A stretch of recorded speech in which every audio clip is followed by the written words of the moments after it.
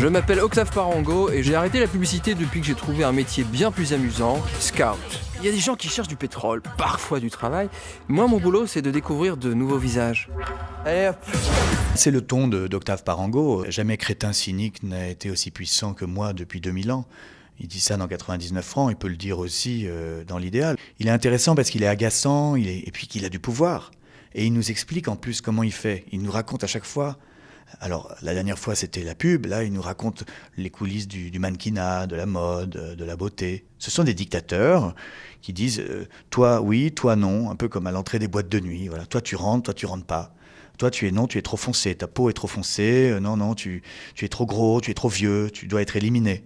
C'est assez effrayant. C'est assez effrayant que des gens soient payés pour dire ça au reste de l'humanité. L'avantage avec Jonathan Lambert et Gaspard Proust, c'est que ce sont des auteurs. Ce ne sont pas seulement des acteurs.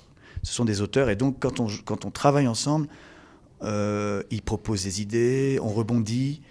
Et j'ai presque l'impression qu'on est tous les trois co-auteurs de chaque séquence. C'est vrai, quand il m'a proposé ce personnage, j'ai eu des doutes parce que je me suis dit, voilà, on m'a beaucoup vu dans des personnages comme ça, un petit peu haut en couleur, un peu burlesque, et j'avais peur de reproduire ça et ça aurait desservi le film, puisqu'il s'agit de s'inscrire dans une histoire qui dure 1h30, et si tout d'un coup on essaie de faire un sketch, on sort du film. Donc il a fallu trouver la bonne façon d'approcher ce personnage, même si le personnage effectivement est haut en couleur et à la limite même qu'il y a quelque chose d'un peu d'outrancier, mais en tous les cas on y croit.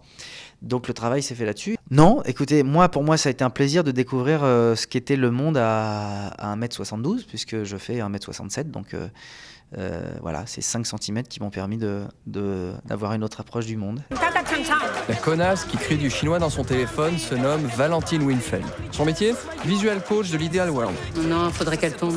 Try to fall down. Plus comme si elle allait mourir. Okay, just like if you were dying. Oui, non, mais tout en restant debout. Don't die too much. Just a little bit. Faut vraiment tout faire soi-même. Hein. J'ai eu cette faiblesse de recruter Audrey Fleurot parce que je trouve qu'elle est splendide et qu'en plus, elle a beaucoup d'humour pour accepter de faire tout ce qu'elle fait dans le film. Il en fallait beaucoup. Mon idéal, c'est justement ce que je vous ai dit.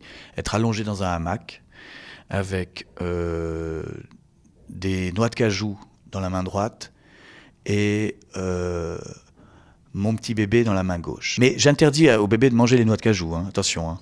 Pas tout de suite, en tout cas. Oui, c'est très dangereux. Allez, give me 5. Pas de contact physique.